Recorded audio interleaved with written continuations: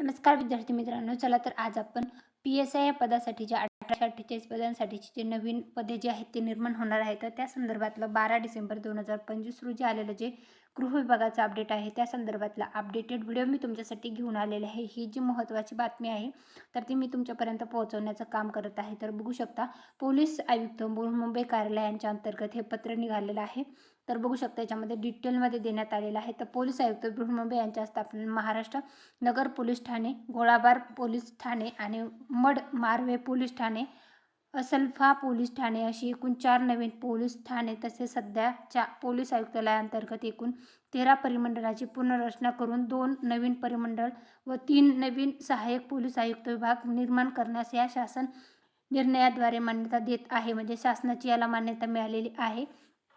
तर त्या संदर्भातलं जे आलेलं अपडेट आहे तर तुम्ही बघू शकता, भांडूप व पार्क साईड पोलीस ठाणे जे आहेत तर त्याच्यामध्ये मंजूर पदे जे आहेत ते 362 आहेत।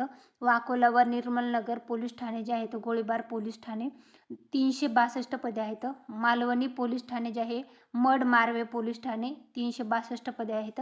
घाटकोपर व साकीनाका पोलीस ठाणे, असलफा पोलीस ठाणे 362 असे 362 असे 1448 पदांसाठीची जी आहे तर शासन मान्यता मिळालेली आहे। आणि ही जी PSI या पदासाठीची भरती प्रक्रिया आहे तर ती लवकरच आयोजित केली जाणार आहे। तर याच्यामध्ये जे आहे तर 4 नवीन पोलीस ठाण्याकरता या शासन निर्णयासोबतच परिशिष्ट अ ते ड मध्ये नमूद केलेल्या विविध संवर्गातील एकूण 1448 नवीन पदे निर्माण करण्यास व सदर पद निर्मिती व पोलीस ठाणे निर्मितीच्या अनुषंगाने येणारे जे 124,13,53,208 फक्त इतकी आवर्ती खर्च जो आहे तर तो 7,39,84,84,000 फक्त इतक्या अनावर्त खर्चास मान्यता देत आहे। म्हणजे शासनाची याला मान्यता मिळालेली आहे।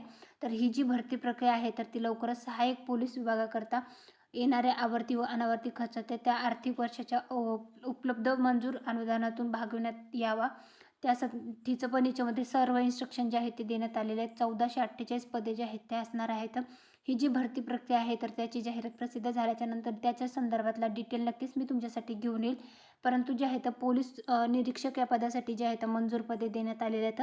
सहाय्यक पोलीस निरीक्षक 6, पोलीस उपनिरीक्षक 23, सहाय्यक पोलीस उपनिरीक्षक 20, पोलीस हवालदार 87, पोलीस शिपाईचे 217 असे 358, बहुउद्देशीय सेवा अकुशल गट कर्मचारी सफाई कामगार जे आहेत ते 4 आहेत।